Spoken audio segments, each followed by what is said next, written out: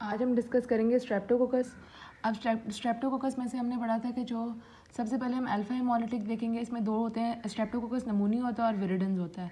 Streptococcus नमूनी के अंदर क्या होता है? स्ट्रेप्टोकोकस नमूनी हमें पता है कि ग्राम पॉजिटिव है, अल्फा हेमोलिटिक है और ये लेंसेट शेप डिप्लोकोकस होता है। हमने पढ़ा था जो स्टेफाइलोकोकस होते हैं वो सारे के सारे क्लस्टर शेप्ड होते हैं और जो स्ट्रेप्टोकोकस होते हैं ये चेन बनाते हैं या ग्रुप बनाते हैं। तो ये डिप्लोकोकस होता है मतलब दो की फॉर्म में होता है, अल्फा हेमोलिटिक होता है। और सबसे इंपॉर्टेंट बात यह है कि स्ट्रेप्टोकोकस नमूनी एनकैप्सुलेटेड होता है, इसका एक कैप्सूल होता है।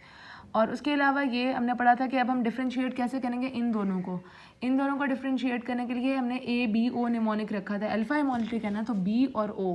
बी से क्या होगा? बाइल सॉल्युबल है और ऑप्टोचेन सेंसिटिव है, तो ये नमूनी है। और अगर ये दोनों चीज़ें नेगेटिव हैं तो ये विरिडेंस है। उसके बाद अब ये कौन कौन से इन्फेक्शन कॉज करवाता है? मोस्ट इंपॉर्टेंट मेनिंजाइटिस करवाता है, ओटाइटिस मीडिया, नमूनिया और साइनसाइटिस, ये इसका निमोनिक है, मॉप्स। उसके बाद हमारे पास आता है निमोकोकल नमूनिया इज एसोसिएटेड। इसके अंदर जो है वो रस्टी कलर का स्पूटम होगा और ये हमारे पास क्या करवाएगा? ये उन लोगों के अंदर इन्फेक्शन मोस्ट कॉमनली कॉज करवाता है जिनके अंदर स्प्लीन नहीं होता, ए स्प्लीनिया होता है या हाइपोस्प्लीनिया होता है। और इसके अंदर क्या कहते हैं कि अगर तो इनका कैप्सूल ना हो तो इनकी कोई विरुलेंस नहीं है इस ऑर्गेनिज्म की। और ये दो तरह की इसके अगेंस्ट वैक्सीन होती हैं, कॉन्जुगेटेड और पॉलीसेक्राइड। कॉन्जुगेटेड वैक्सीन में 13, 15 और 20 है और पॉलीसेक्राइड में 23 है। फिर हमारे पास है विरिडेंस के अंदर ये भी हमारे पास ग्राम पॉजिटिव है, अल्फा हेमोलिटिक है और ये रेजिस्टेंट है, ऑप्टोचीन और बाइल इनसॉल्युबल है। और ये हमारे कहाँ पर विरिडेंस जो है ये हमारे ओरोफेरिंग्स में पाया जाता है। यहाँ पे एक निमोनिक है, ऑप्टोचिन रेजिस्टेंट, मतलब चिन नहीं है। जो चिन हमारे फेस में होती है तो हमारे कहाँ पाया जाता है? ओरोफेरिंग्स में पाया जाता है। इसके बाद इसकी कुछ टाइप्स हैं, म्यूटेंस और मिटिस। ये दोनों क्या करवाएंगी? डेंटल केरीज करवाएंगी माउथ के अंदर। और ये जो सेंगुइनस होता है ये क्या करवाता है? इन्फेक्टिव एंडोकार्डाइटिस करवाता है। इसका इंपॉर्टेंट एमसीक्यू ये है कि विरिडेंस जो है वो हमारे पास क्या करवाएगा? इन्फेक्टिव एंडोकार्डाइटिस करवाएगा। नेक्स्ट हमारे पास आता है, अब हम पढ़ेंगे बीटा हेमोलिटिक में पायोजीन्स पढ़ा था हमने और एक गैलेक्टी पढ़ा था। ग्रुप ए में क्या है? पायोजीन्स। अब पायोजीन्स क्या करवाएगा? ये हमारे पास ग्राम पॉजिटिव है और ये किस में पाया जाता है? चेन की फॉर्म में पाया जाता है। इसके अब ये 3 तरह का इन्फेक्शन करवाता है, पायोजेनिक, टॉक्सीजेनिक और इम्यूनोलॉजिकल। पायोजेनिक का मतलब है लोकल, जिस एरिया पे है वहाँ पे वो क्या क्या करवाएगा। सबसे पहले तो इसको ना हम फे से याद रख लें। पायोजीन्स है ना, तो ये सारे फे वाले काम करवाएगा। Pharyngitis, rheumatic fever, glomerulonephritis, scarlet fever, ठीक है। इंपॉर्टेंट जो है ना वो तो ये करवाता है। अब पायोजेनिक में क्या क्या करवाएगा? मतलब पस वाले में फेरिंजाइटिस करवाएगा, सेलुलाइटिस करवाएगा, इम्पेटिगो करवाएगा। और इसमें जो लियन होती है वो हनी क्रस्टेड होती है, येलो कलर के वहाँ पे वो दाने बनते हैं। और उसके बाद हमारे पास आता है टॉक्सीजेनिक में अपने टॉक्सिन की, जब ये टॉक्सिन प्रोड्यूस करके क्या क्या करवा सकता है? स्कारलेट फीवर करवाता है और टॉक्सिक शॉक लाइक सिंड्रोम करवाता है और नेक्रोटाइजिंग फेशियाइटिस करवाता है। स्कारलेट फीवर में हमें पता है क्या होता है? स्कारलेट फीवर में रैश बनता है, सैंड पेपर लाइक रैश बनता है और स्ट्रॉबेरी टंग होती है। और उसके बाद हमारे पास फेरिंजाइटिस हो सकता है। अब इसके अंदर क्या होगा हमारे पास? नेक्रोटाइजिंग फेशियाइटिस का मतलब है फ्लैश ईटिंग डिजीज़, वहाँ से गोश्त ही आपका ख़त्म हो जाता है। और ये क्या करवाता है? टॉक्सिक शॉक लाइक सिंड्रोम, इसका बिल्कुल सिर्फ स्किन वाली मैनिफेस्टेशंस आती हैं। उसके बाद इम्यून मीडिएटेड में क्या करवाता है? रिमेटिक फीवर करवाता है और ग्लोमेरुलोनेफ्राइटिस करवाता है। दूसरा हमने पढ़ा था, अब हम इन दोनों में डिफ्रेंशिएट कैसे करेंगे? पायोजीन्स में और एक गैलेक्टी में। हमने पढ़ा था पायोजीन्स के लिए निमोनिक बी और पी। बी है बेसिट्राजीन और पी है PYR। तो इसमें बेसिट्राजीन और PYR पॉजिटिव है और उसमें ए गैलेक्टी में वो दोनों चीज़ें नेगेटिव हैं। उसके अलावा इसकी इंपॉर्टेंट बात यह है कि इसका जो कैप्सूल होता है वो हाइलोयूरानिक एसिड का बना हुआ होता है और इसका एक मोस्ट इंपॉर्टेंट विरुलेंस फैक्टर है एम प्रोटीन। एम प्रोटीन क्या करती है? फेगोसाइटोसिस से इसको बचाती है और इस तरह ये इम्यूनिटी के खिलाफ रोल प्ले करती है।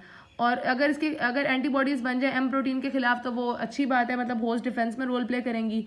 और उसके अलावा इसकी इंपॉर्टेंट बात यह है कि जो एम प्रोटीन होती है ये होस्ट प्रोटीन से बहुत ज़्यादा रिजेंबल करती है, जिसकी वजह से ऐसा लगता है कि वो इसकी वजह से ऑटो इम्यूनिटी हो जाती है। जैसे carditis seen in acute rheumatic fever के अंदर जो हार्ट की इन्फ्लेमेशन होती है वो इसी वजह से होती है, क्योंकि ये जो एम प्रोटीन है ऑटो इम्यूनिटी में रोल प्ले करती है।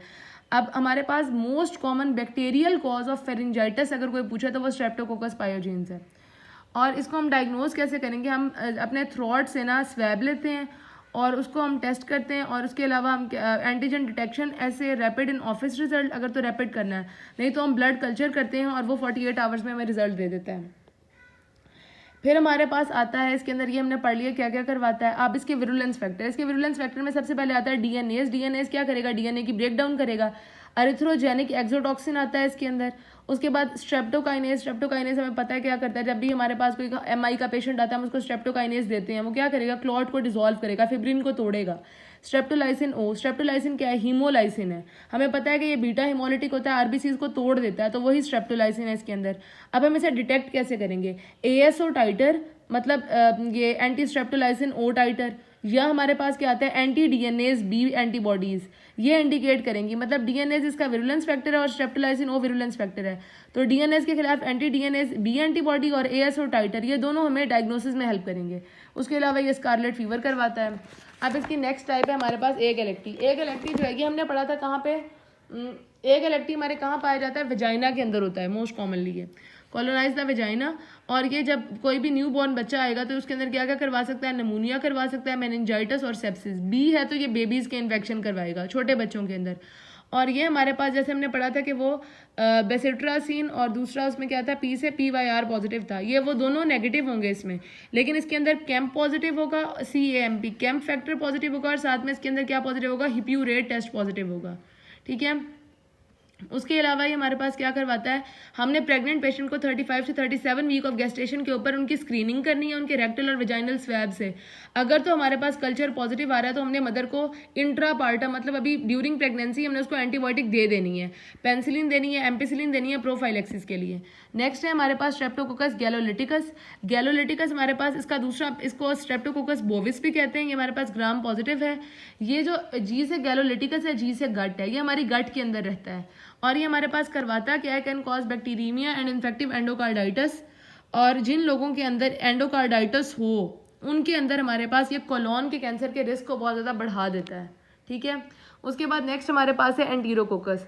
अब ये जो एंटीरोकोकस होता है ये हमारे पास क्या है, ग्राम पॉजिटिव है। एंटीरोकोकस के आगे दो टाइप्स हैं, ई फिकैलिस और फीकियम है। ये हमारे पास कहाँ पाया जाता है, एंटीरो इंटेस्टाइन है ना, तो हमारे कोलोन में, कोलोन का नॉर्मल फ्लोरा है। ठीक है। तो ये हमारे पास that are intrinsically resistant to penicillin G, ये पेंसिलिन जी से रेजिस्टेंट होता है और ये हमारे पास UTI करवाता है, बिलियरी ट्रैक्ट इन्फेक्शन करवाता है और इन्फेक्टिव एंडोकार्डाइटिस करवाता है। ठीक है। और ये हमारे पास हमें पता है कैटालेस तो नेगेटिव है और हाँ इसकी इंपॉर्टेंट बात ये है, जैसे हमने पीछे टेबल में देखा था, ये PYR पॉजिटिव होता है और ये 6.5% NaCl के ऊपर ग्रो करता है जो एंटीरोकोकस होता है। जो नॉन एंटीरोकोकस होता है वो ये दोनों काम नहीं करता।